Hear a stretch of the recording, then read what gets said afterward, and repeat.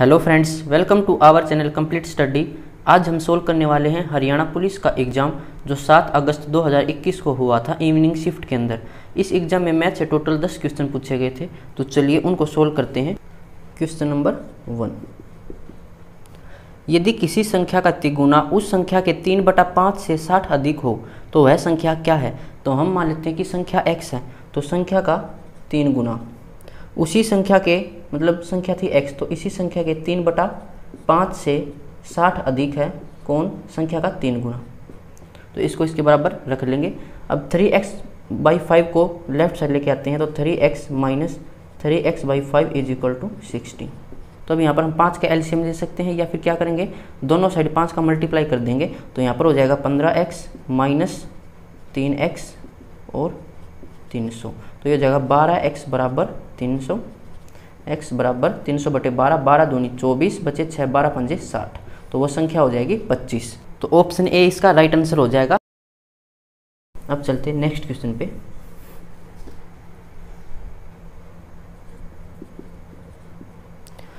बाईस 3 में वह कौन सी न्यूनतम संख्या जोड़ी जाए कि परिणाम एक पूर्ण वर्ग हो। तो अब यहाँ पर हमें इस 2203 का वर्गमूल करना पड़ेगा। 2203 का अगर वर्गमूल करें, इसको फिर डायरेक्ट भी देख लेंगे, एक बार पहले वर्गमूल से देख लेते हैं। तो सबसे पहले वर्गमूल में क्या करते हैं, पीछे से इसके पेड़ बनाएंगे, राइट साइड से इसके पेड़ बनाने शुरू करेंगे। तो अब देखेंगे 22 किसका स्क्वायर हो सकता है या फिर किस स्क्वायर के अंडर रहेगा। तो इसको अगर 5 से देखें तो 5 25, 25 से तो ये कम ही है, तो 4 पर जाएगा। ये 4 चौके 16, 22 में से 16 माइनस करेंगे 6, ऊपर से पेड़ उतर के आएगा तो 0 3। अब 4 का डबल करेंगे 8। अब देखेंगे कौन सी संख्या से मल्टीप्लाई करें, वही संख्या यहाँ पर रखनी पड़ेगी, उसी से मल्टीप्लाई करना पड़ेगा और वो इसके आसपास होनी चाहिए। तो अगर यहाँ पर देखें 5 8 40 तो बहुत कम है अभी, और 8 6 48, 8 7 56, तो यहाँ पर 7 रख के देखें, 7 इसके आसपास दिखाई दे रहा है, 7 7 49, 7 8 56 और 4 60, तो 609 होना चाहिए था।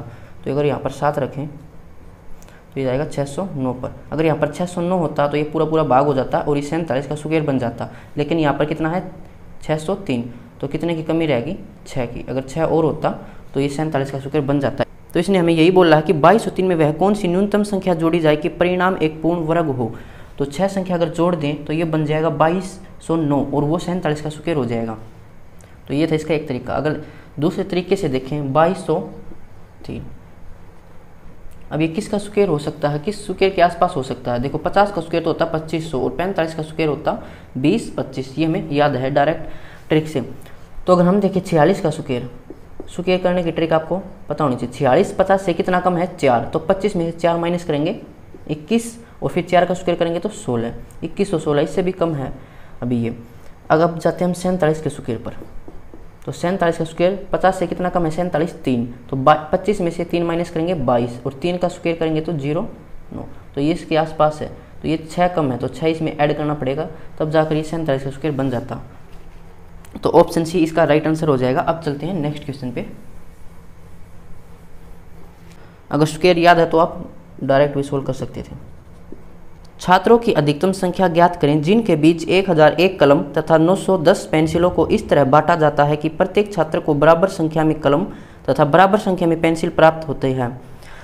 तो जब भी हमें बराबर कुछ बांटना होता है या काटना होता है तो उसमें हम क्या करते हैं, एचसीएफ निकालते हैं। तो यहाँ पर हमें 1001 तो कलम दे रखी हैं और 910 पेंसिलें दे रखी हैं, तो इनका हम एचसीएफ निकाल लेंगे, तो वही हमारे छात्रों की संख्या हो जाएगी। जिसने छात्रों की संख्या हमसे पूछी है। तो देखो 91 है, 91 किसके पाड़े में आता है, 13 के पाड़े में आता है, 13 7 91। डायरेक्ट इसको सोल्व कर सकते, नहीं तो फिर भागविधि से सोल्व करना पड़ता। अगर 13 का पाड़ा याद है तो डायरेक्ट सोल्व हो जाएगा। देखो अब इसको हम लिख सकते हैं 13 गुणा 7 और 10 को लिख सकते हैं गुणा 10, तो ये भी कुछ 13 का ही फैक्टर होगा या 7 का फैक्टर होगा। 13 से देखें अगर इसको, 13 7 91 बचेगा 9, 13 7 91, तो 13 गुणा 77 हो जाएगा। अब 77 को क्या लिख सकते हैं 7 गुणा 11 और यहाँ पर था 13, तो इसके फैक्टर ये हो जाएंगे, इसके फैक्टर ये। तो एचसीएफ क्या होता है, हाईएस्ट कॉमन फैक्टर।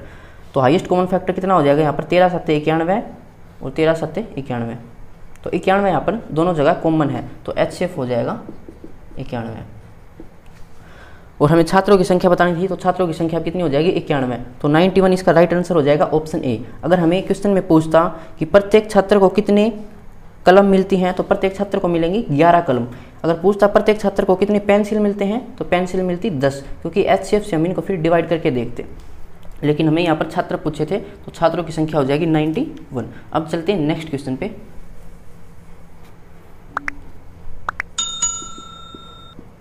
यदि मैंने 10 रुपये में 11 वस्तुएं खरीदी तथा उन्हें 11 रुपये में 10 वस्तुओं की दर पर से बेच दिया, तो मेरा प्रतिशत लाभ ज्ञात करें। तो 10 रुपये में 11 वस्तुएं खरीदी तो ये है CP, और फिर 11 रुपये में 10 वस्तुएं बेच दी तो ये है SP। अब प्रॉफिट या लॉस निकालने के लिए क्या करते हैं, हम वस्तुओं को बराबर कर लेंगे। यहाँ पर तो यहाँ पर है 11 वस्तु, यहाँ पर है 10 वस्तु। बराबर कैसे कर सकते हैं, इन दोनों को 110 बना सकते हैं। तो 110 बनाने के लिए यहाँ से 10 से मल्टीप्लाई करना पड़ेगा, यहाँ पर किया तो फिर यहाँ पर भी 10 से मल्टीप्लाई करना पड़ेगा। अब यहाँ पर 11 से मल्टीप्लाई करना पड़ेगा, तो यहाँ भी 11 से मल्टीप्लाई करना पड़ेगा। अब वस्तुएं बराबर होगी हमारी 110। तो यहाँ पर है 100 रुपये में खरीदी और 121 में बेच दी, तो कितने रुपये का प्रॉफिट हुआ, 21 रुपये का प्रॉफिट हुआ। किसके ऊपर, CP के ऊपर। CP था 100 और मल्टीप्लाई में 100 से 100 कैंसिल, तो ये हो जाएगा 21% हमारा लाभ, ऑप्शन C। अब चलते हैं नेक्स्ट क्वेश्चन पे।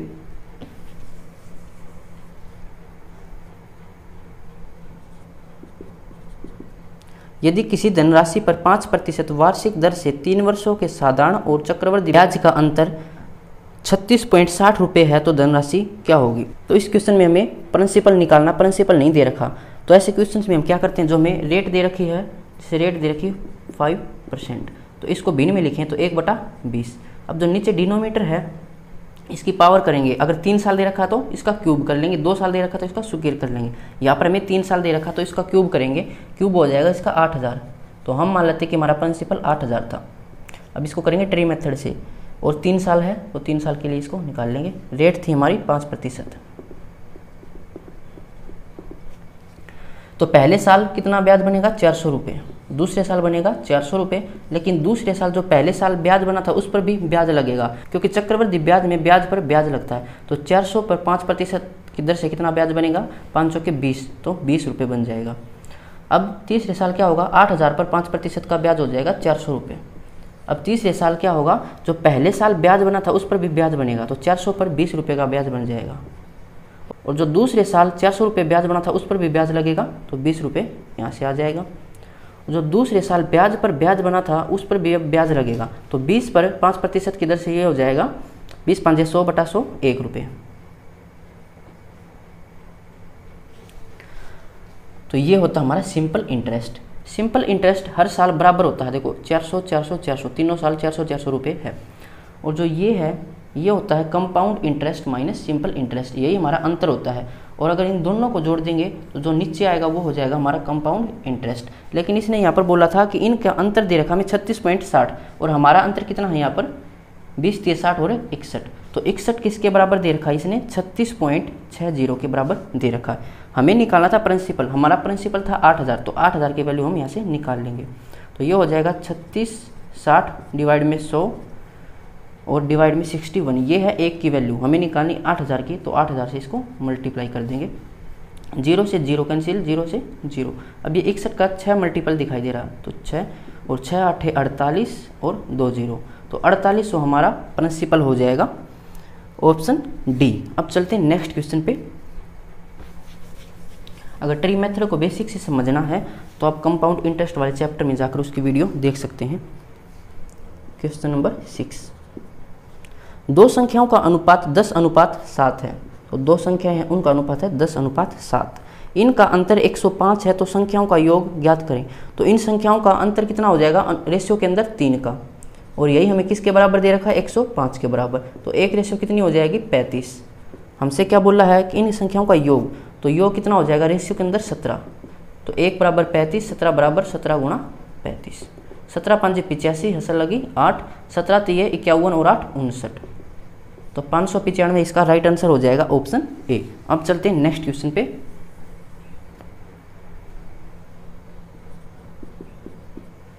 ए एक काम को 10 दिनों में, बी 15 दिनों में तथा सी 20 दिनों में कर सकता है। ए और सी ने एक साथ 2 दिनों तक काम किया, उसके बाद ए की जगह बी काम करने लगा, पूरा काम कितने दिनों में होगा? तो ए एक काम को 10 दिनों में करता है, यहाँ पर हम लिख लेते हैं टाइम,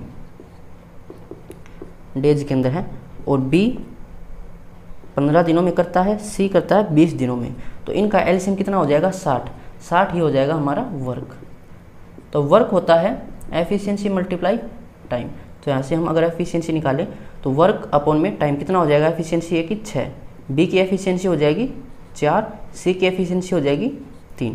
अब इसने बोला था कि ए और सी ने एक साथ 2 दिनों तक काम किया, तो ए और सी की एफिशिएंसी है 6 और 3, तो दोनों की एफिशिएंसी हो जाएगी 9। एक दिन में ये दोनों 9 काम करेंगे, तो 2 दिन में कितने करेंगे? 18 काम। उसके बाद बोला है उसके बाद ए की जगह बी ने काम शुरू किया, तो ए की जगह बी आ जाएगा, तो काम करेंगे बी और सी। बी और सी की एफिशिएंसी हो जाएगी 4 और 3 7, और पूरा काम कितने दिनों में करेंगे? तो पहले 18 काम तो ए और सी कर चुके हैं, तो बाकी काम बच जाएगा 42। टाइम निकालना है तो एफिशिएंसी, बी और सी की एफिशिएंसी थी 7, तो 7 छक्के 42, 6 दिनों में ये बचा हुआ काम कर देंगे। लेकिन इसने हमें बोला था कि पूरा काम कितने दिनों में होगा, तो शेष काम तो ये 6 दिन में करेंगे, और 2 दिन ए और सी ने भी काम किया था, तो 2 दिन वो इसमें ऐड कर देंगे, तो पूरा काम हो जाएगा 8 दिनों में। तो राइट आंसर इसका हो जाएगा ऑप्शन डी।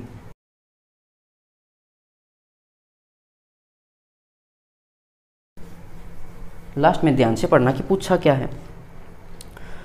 क्वेश्चन नंबर 8, एक 180 मीटर लंबी रेलगाड़ी 20 मीटर पर सेकंड की चाल से चलती हुई समान दिशा में 10 मीटर पर सेकंड की चाल से चल रहे आदमी को पार करने में कितना समय लेगी? तो डिस्टेंस होता है स्पीड मल्टीप्लाई टाइम।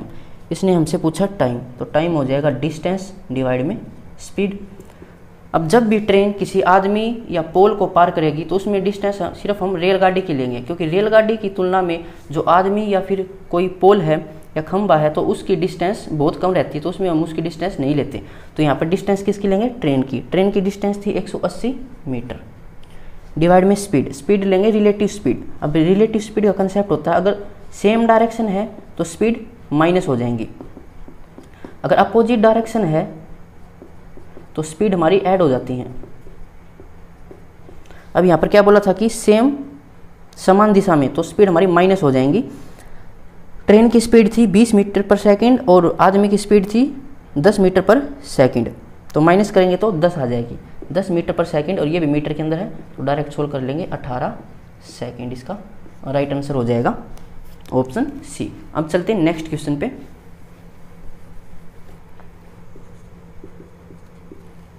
एक कक्षा में 30 विद्यार्थी हैं। प्रथम 10 विद्यार्थियों की आयु का औसत 12.5 वर्ष है, अन्य 20 विद्यार्थियों की आयु का औसत 13.1 वर्ष है। संपूर्ण कक्षा की आयु का औसत ज्ञात करें। तो 30 विद्यार्थी हमें इनका औसत निकालना है, और प्रथम 10 विद्यार्थी हैं, इनका औसत दे रखा है एवरेज 12.5, तो टोटल कितना हो जाएगा? एवरेज क्या होता है? जितनी संख्याएं दे रखी हैं उनका सम, या कोई हमें एज दे रखी है उनका सम, और डिवाइड में जितनी संख्याएं हैं या जितने विद्यार्थी हैं उनकी संख्या। तो टोटल यहाँ पे कितना हो जाएगा? इन दोनों का मल्टीप्लाई करेंगे तो 125। फिर बोला है अन्य 20 विद्यार्थियों का औसत है 13.1, तो टोटल हो जाएगा 10 से 10 कैंसिल हो जाएगा, तो 2 एकम 2, 2 तिया 6, 2 एकम 262।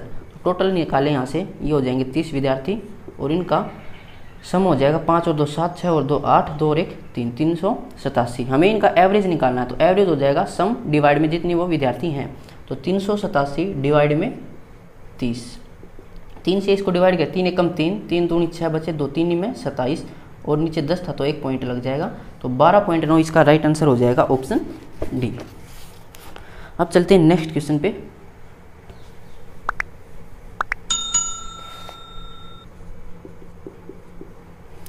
एक 10 सेंटीमीटर ऊंचाई तथा 20 सेंटीमीटर त्रिज्या वाले आधार के शंकु को 4 सेंटीमीटर व्यास वाली गेंदों में परिवर्तित किया गया, अतः गेंदों की संख्या ज्ञात करें। तो जब भी किसी सॉलिड पार्ट को पिघलाकर कोई अलग शेप दी जाती है तो उसमें उसका वॉल्यूम जो होता है वो बराबर होता है, तो यहाँ पर हम वॉल्यूम इसका बराबर रख लेंगे। पहले बोला था कि 10 सेंटीमीटर ऊंचाई और 20 सेंटीमीटर त्रिज्या वाले शंकु, तो कोई शंकु था, इसकी ऊंचाई थी यहाँ से सेंटर से लेकर 10 सेंटीमीटर, और इसकी त्रिज्या है 20 सेंटीमीटर। इसको पिघलाकर गेंद की फॉर्म में कन्वर्ट किया जाता है। तो गेंद किसकी फॉर्म में होती है? स्फेयर की फॉर्म में, गोले की शेप में। और इसका व्यास था 4 सेंटीमीटर, तो त्रिज्या कितनी हो जाएगी? 2 सेंटीमीटर। अब इसने बोला है कि गेंदों की संख्या कितनी होगी, इसको पिघलाकर गेंद बनाए तो कितनी गेंदें बनेंगी। तो इन दोनों का वॉल्यूम बराबर होगा। इसका वॉल्यूम कितना होगा? कोन का वॉल्यूम होता है 1/3 पाई आर स्क्वायर एच। स्फेयर का वॉल्यूम होता है 4/3 पाई आर क्यूब। इसको 1 से डिनोट कर लेते हैं आर को, और इसको 2 से, क्योंकि रेडियस दोनों की अलग अलग है। अब गेंदों की संख्या निकालनी है। ये तो है नहीं कि एक ही गेंद बनेगी, गेंद बहुत सारी बनेंगी, वो हमें निकालनी है। तो गेंदों की संख्या नहीं पता तो हम इसको n से डिनोट कर लेते हैं। एक गेंद का वॉल्यूम ये है, तो n गेंदों का वॉल्यूम कितना हो जाएगा? n से मल्टीप्लाई कर देंगे। अब यहाँ से 3 से 3 कैंसिल हो जाएगा, पाई से पाई कैंसिल हो जाएगा। आर थी यहाँ पर वॉल्यूम की, आर इसकी शंकु की आर थी 20, तो 20 गुणा 20, हाइट थी यहाँ पर 10, और दोनों ही सेंटीमीटर के अंदर हैं, तो डायरेक्ट सोल्व कर लेंगे। तो n मल्टीप्लाई में 4 और r थी यहाँ पर 2, तो 2 मल्टीप्लाई 2 मल्टीप्लाई 2, क्योंकि क्यूब है। अब इसको सोल्व कर लेते हैं। 2 से 2 कैंसिल हो जाएगा, इस 2 से कैंसिल करेंगे 5, यहाँ पर 100 है, तो 4 से कैंसिल करेंगे तो 25, तो n की वैल्यू हो जाएगी यहाँ से 25 5 125, तो गेंदों की संख्या हो जाएगी 125। तो आज के लिए बस इतना ही। मिलते हैं नेक्स्ट वीडियो में। अगर किसी क्वेश्चन में कोई प्रॉब्लम है तो आप कमेंट बॉक्स में पूछ सकते हैं।